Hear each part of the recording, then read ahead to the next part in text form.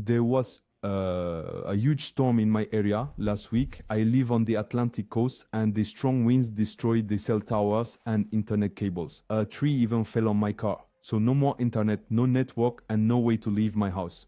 Basically, I was isolated and cut off from the world, and I absolutely had to inform my daughter on the other side of the city, check on her especially, and tell her that I couldn't come to pick her up.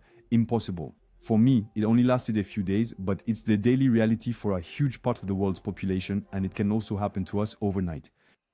Now, imagine that despite that, I could still send a message to my daughter and even send her some stablecoin so she could buy some butter and get home, even though neither phone has internet access when we send the message. It's not magic, it's a small project on Solana developed by highly skilled young French people called Anonmesh. Basically, they take your phone and turn it into a mini mesh network node using Bluetooth, capable of private messaging and private payments even when the network is down. In this video, I will explain to you how it works technically, why it's much more powerful than a simple offline chat, and how you can help the team even though there isn't a token yet. If this kind of topic interests you, subscribe because it's exactly the type of small project we try to discover and highlight on the channel. 1. What is Anonmesh? Let's start simple. Anonmesh is an app that allows you to chat with encrypted messages with people around you, send and receive private payments in Solana, USDC, etc. All without the internet, only via Bluetooth between phones. Messages and transactions do not go through a central server. They are relayed from phone to phone until they reach a device connected to the internet, which will then push the transaction onto Solana and send back the receipt. And for confidentiality, they use a component that is starting to appear on Solana, called Artium, which allows for confidential transactions. Let's detail all that, but first we need to quickly understand how Bluetooth works. 2. Bluetooth, frequency range, and mesh. Before talking about an Anonmesh, we need to establish a very simple foundation. What is Bluetooth, after all? Because if you understand that, you understand how your phone can communicate with other phones without a network, just by sending small packets through the air. I will organize the video well, so if you already know how it works, you can skip to the next part. But a little reminder is always good. First, Bluetooth is a radio technology. It's just waves like FM radio, like Wi-Fi, except we don't play in the same part of the spectrum. Bluetooth uses a frequency band around 2.4 GHz. Said like that, it doesn't mean much, so let's make it a bit more organic. A frequency is how fast something vibrates.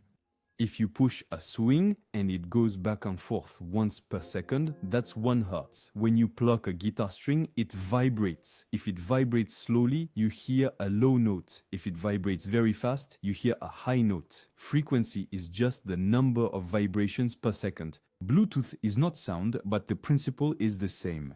Instead of making air vibrate like sound, it makes an electromagnetic field vibrate in space. A radio wave is like an invisible wave that fills the room.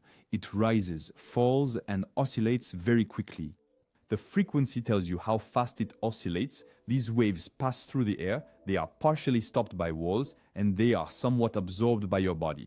And your phone, it's a mini radio, it knows how to create these waves and how to read them. That's fundamentally what Bluetooth is. In terms of power, your phone emits in Bluetooth with a few milliwatts. It's really not made to go far. Indoors, it's about 10 to 30 meters, but it depends a lot on the walls, obstacles, and the number of human bodies between the devices. And since the power is low, it's good for the battery. You can leave your Bluetooth on without killing your battery life in an hour. Then there are 2 main families. You have the classic Bluetooth, the one we knew back in the days of hands-free kits. It is designed for audio streams, so slightly higher bit rates, but it also consumes much more.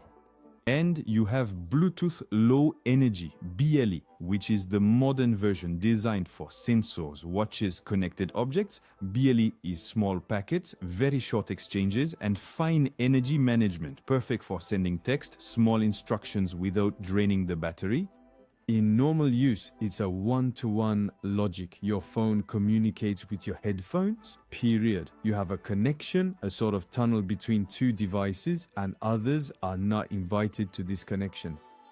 But what BL allows and what we will use for a network like an Anonmesh is something else. It's the mesh. So imagine a crowd at a festival. I give a message to the person next to me and they repeat it to the 3 people next to them and so on. At no point did I speak directly to someone 200 meters away from me, but my message can travel across the entire festival from one person to the next. That's exactly the idea of Bluetooth mesh. Technically, it works like this. Each phone will regularly say, "Hi, I'm here," on certain Bluetooth channels. This is called advertising. The device announces its presence with small data packets. At the same time, the same phone listens to what the neighbors are saying. When it hears an announcement or a message that doesn't come from itself, it can decide to relay and repeat it in turn. And to prevent the same message from circulating endlessly in the network, a counter is attached to it, a time to live, or TTL. Each time the message is relayed by a device, the TTL decreases by 1. When it reaches 0, it stops being transmitted.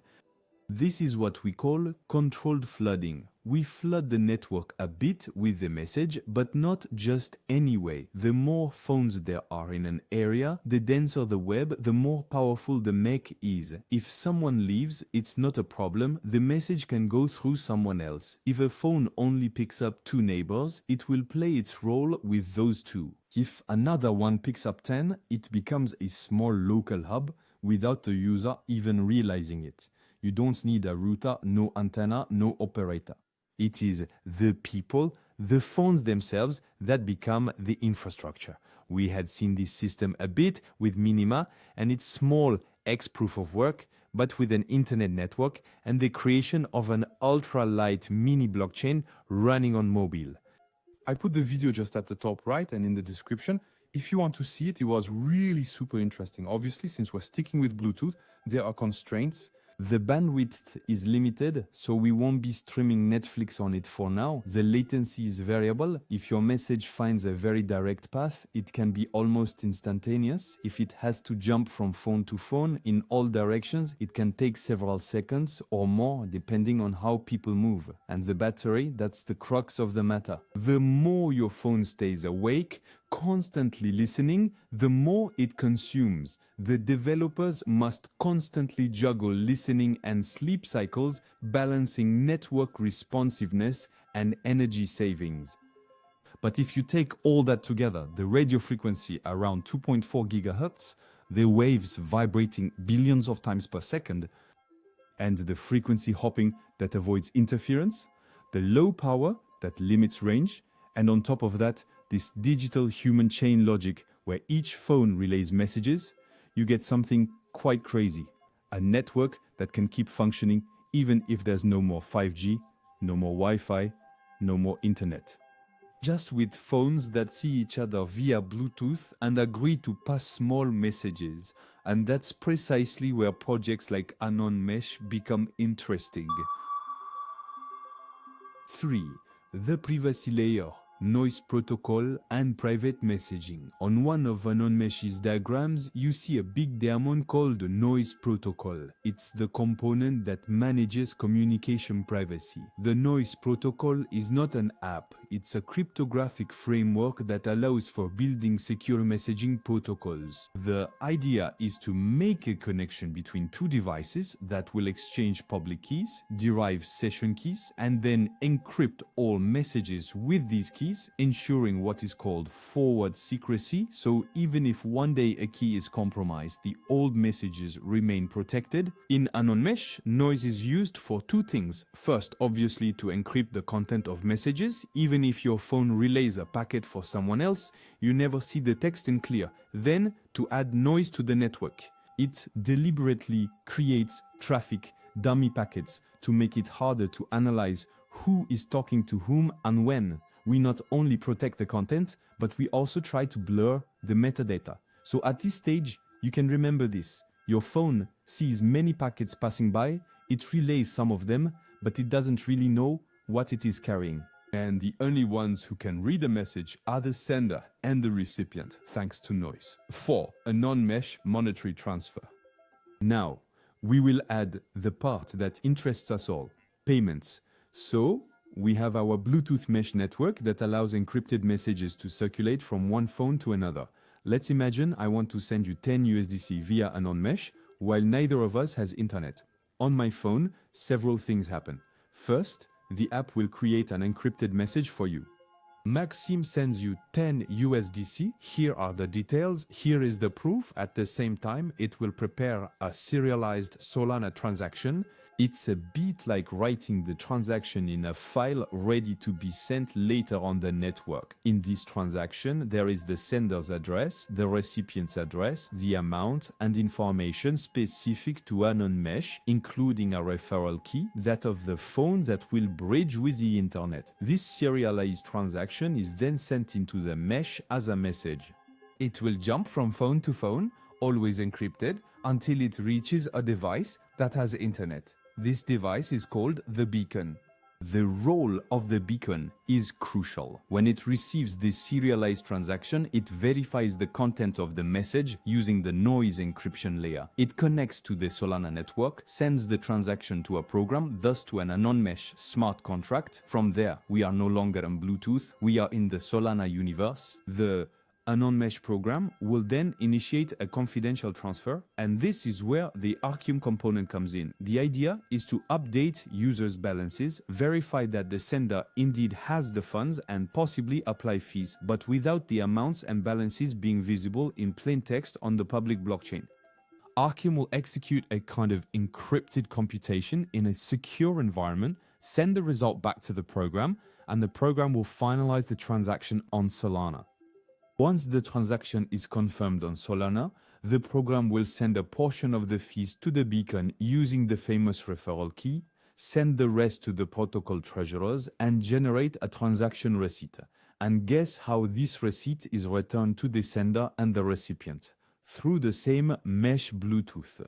The beacon sends the receipt back via Bluetooth in the network, which propagates it to the relevant devices. As a result, the creation of the transaction and the receipt notification are done without the internet via the mesh. The actual execution of the transaction is done on Solana plus Archium as soon as one of the network devices connects to the internet, and the beacon is rewarded for the service provided, which encourages people to keep the app running and to play this role of bridge between the offline world and the on-chain world. 5. For whom and why? The real use cases. It looks nice on a diagram, but what's its purpose in real life? There are several profiles for whom Anonmesh can be a real game changer. I'm not necessarily a conspiracy theorist or survivalist, but we can easily imagine concrete cases on our scale. A big storm in your region, as I mentioned in the introduction, all the lines are down, no network, no internet, maybe even no electricity, in short, no communication. For example, the Sharan storm in November 2023 tore down poles and internet lines. As a result, 1.2 million households were without electricity at the peak, and still people without phone or internet several months later in some Breton villages. A cyber attack, all networks are saturated or even cut off, no more communication. A political decision? Around here it seems less likely, but it's a real scenario in many countries around the world during massive protests or even coup d'etat. It happened in Egypt in 2011, a total shutdown decided by the state during the protests.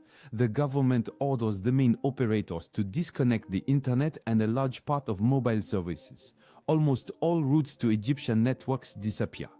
The country is disconnected for about 5 days, or in war zones inevitably, with the destruction of infrastructure and the control of populations. There is no shortage of examples, and our almost vital need to be connected can be cut off in a matter of seconds. Obviously, we can also have more everyday use cases. During large gatherings, demonstrations, concerts, festivals, the accumulation of people can greatly limit the network and thus limit communications. There are also humanitarian use cases, NGOs operating in devastated areas where the infrastructure is out of service, but volunteers move around with phones.